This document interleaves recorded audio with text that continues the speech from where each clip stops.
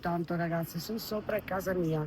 Ho sentito sparo e dopo venuta giù che tremavano in mani, ho visto dei ragazzi per terra. Ho sparato sulla schiena. C'erano tanti clienti dentro. No, solo loro, la Ma verità. loro C'è, chi erano? c'è un altro tre clienti che bevevano caffè. Loro sono una compagnia di ragazzi che tranne famiglia penso che è stato un qualcosina di disguido, penso. Ma c'era anche la moglie con i figli dentro il Sì, bar? due bambini. figli? Un bambino Piccoli? di 4, penso 3-4 anni e una bambina di 6 mesi.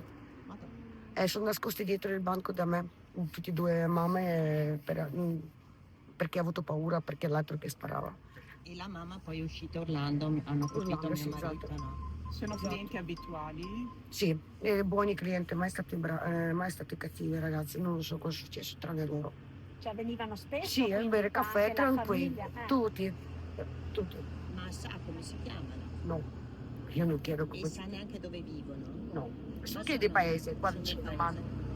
Ragazzi, mi passano tanti quelli come voi, venite a bere caffè, io non è che posso dire Certo, come si no. chiama, No, nome e certo. cognome, ok? Ma era il suocero, il papà della signora, quello che ha Sì, sparato? sì, Ah. sì, come ha detto la moglie, sì, è suo papà, ha confessato che è suo papà che ha sparato suo marito. E cosa ha detto la signora? Le ha detto Dopo, qualcosa quando si è no, rifugiata urlava, dietro? dopo lei è svenuta, ragazzi, dopo. Poverette.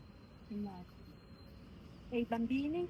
I bambini poveretti piangevano, io ho nascosto dietro il banco, questo, l'ho nascosto via, e dopo mi ha mandato a casa, grazie. E lui l'ha vista scappare via, il suocero, quello che ha No, sparato? non l'ho l'ha vista io, no, questo non l'ho vista, io sono venuta giù dopo.